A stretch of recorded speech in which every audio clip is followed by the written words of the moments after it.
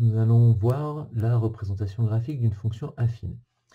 Une fonction affine, c'est de la forme f qui a x associé à x plus b, ou alors autre notation, f de x égale ax plus b. Donc un nombre fois x plus un autre nombre. Je rappelle bien, plus un autre nombre, ce nombre peut être un négatif. La représentation graphique de la fonction affine f est une droite. Nous avions vu les fonctions linéaires. Une fonction linéaire, c'est représenté par une droite qui passe par l'origine du repère. Il y a quand même des similarités entre les représentations graphiques des fonctions linéaires et les représentations graphiques des fonctions affines. Avant de s'occuper du coefficient directeur et de l'ordonnée à l'origine, observons cet exemple-là, traçons nos représentations graphiques et je vous expliquerai à quoi correspond le coefficient directeur et l'ordonnée à l'origine. Ces trois fonctions sont des fonctions affines.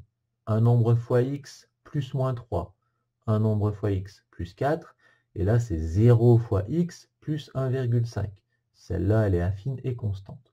Donc ces trois fonctions sont des fonctions affines. Donc nous pouvons écrire que... Prenons la première. F de x égale 2x moins 3. C'est une droite. Donc pour tracer une droite, il faut avoir deux points. Donc il va falloir qu'on choisisse deux valeurs pour x. On prend en général la valeur 0, c'est assez pratique. Donc f de 0 égale 2 fois 0 moins 3. 2 fois 0, ça fait 0. 0 moins 3, ça fait moins 3. Et ensuite, on prend une deuxième valeur. Alors, pour cette deuxième valeur, tout dépend un petit peu de l'espace que l'on a sur notre repère. Donc, il faut faire des petits essais, essayer de prendre, si possible, une grande valeur pour que nos points soient le plus écartés possible, pour qu'on fasse le moins d'erreurs de précision possible. Donc, on fait quelques essais et on se dit peut-être que si on prend f de 5, ça fait 2 fois 5 moins 3. 2 fois 5, ça fait 10. 10 moins 3, ça fait 7. On aura 5, 7. On aura deux points qui seront quand même assez éloignés. Donc, c'est une droite que l'on va obtenir. Donc, on écrit la droite.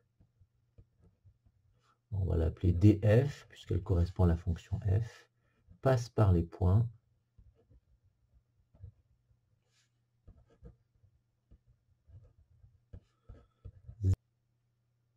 0 moins 3 et 5, 7.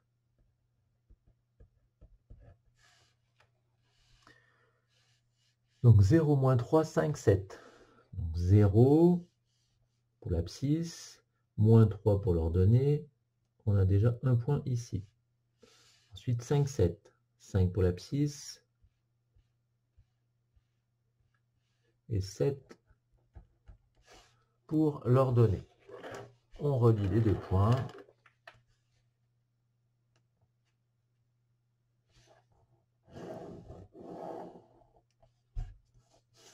Et on obtient notre droite DF. On fait la même chose avec la droite, enfin avec la fonction G. Donc toujours pareil, c'est assez pratique. Les calculs en général sont plus simples avec 0. Donc G de 0 égale moins 5 fois 0 plus 4. Moins 5 fois 0, ça fait 0. Plus 4, ça fait 4. Prenons une autre valeur pour x. Alors, on ne va pas pouvoir prendre une très très grande valeur ici, puisque on va rapidement arriver au maximum là, des valeurs qu'on va pouvoir placer ici dans notre repère.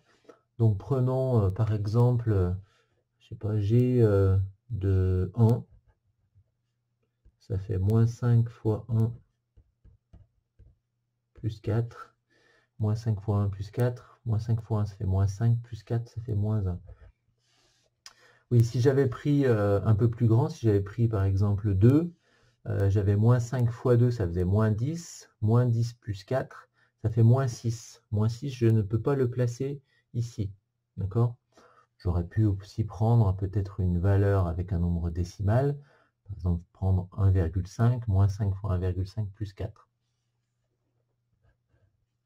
La droite DG passe par les points 0,4 et 1, moins 1. 0,4 et vous avez 1, moins 1. Vous reliez vos deux points.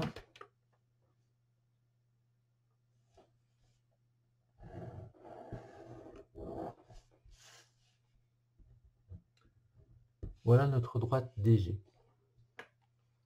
Passons à la fonction h. h de 0, ça vaut 1,5. Il me faut une deuxième valeur. Ici, je peux prendre n'importe quel nombre qui est là, puisque de toute façon, mon image sera toujours égale à 1,5. Donc je peux très bien prendre par exemple h de 10, ce qui va faire aussi 1,5.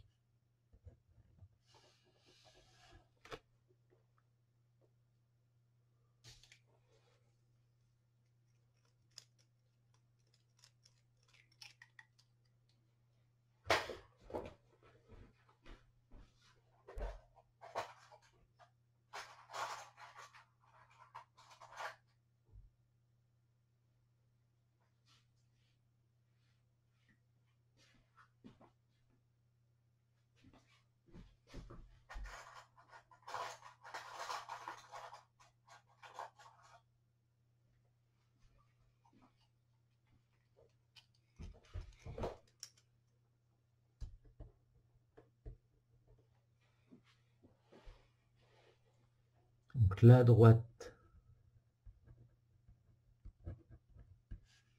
DH passe par les points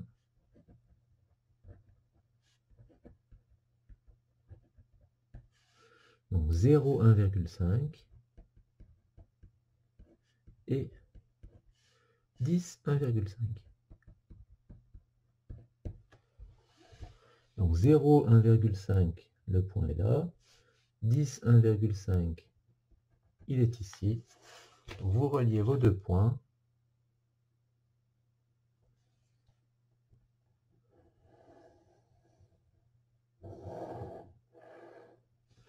Et vous obtenez votre droite DH, qui est parallèle à l'axe des abscisses. Alors revenons maintenant quelques secondes sur ces deux mots de vocabulaire ici, coefficient directeur et ordonnée à l'origine. Alors, pour le deuxième, l'ordonnée à l'origine, on vous dit donc que le coefficient B, qui est là, c'est ce qu'on appelle l'ordonnée à l'origine. Donc observons ici notre fonction f. Nous avons f de x égale 2x moins 3. Donc l'ordonnée à l'origine, c'est le nombre moins 3.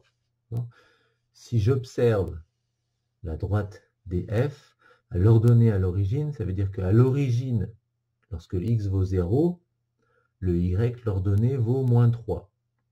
Donc finalement, l'ordonnée à l'origine se lie sur l'axe des ordonnées.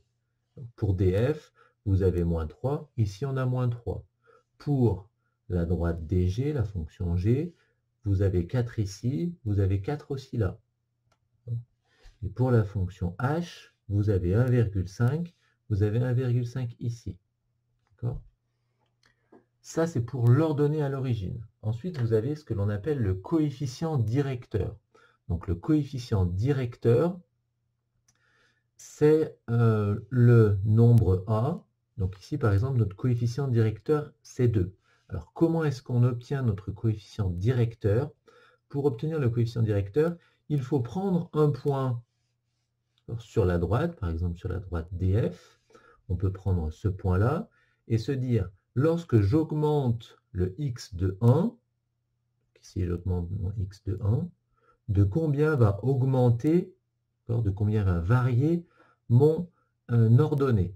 Donc ici, mon ordonnée, elle va varier de 2. Donc c'est pour ça qu'ici, j'ai 2 fois x. Quand x augmente de 1, mon y augmente de 2.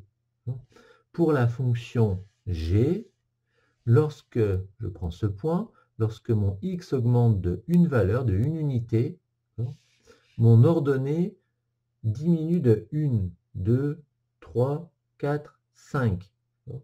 Donc c'est pour ça qu'ici, on a comme coefficient directeur moins 5. Lorsque x augmente de 1, je diminue de 5. Et enfin, pour la fonction h, lorsque le x augmente de 1, bien mon ordonnée, elle ne change pas. Elle n'augmente pas, elle ne diminue pas. C'est pour ça qu'ici, on a comme coefficient 0. On a 0 fois x.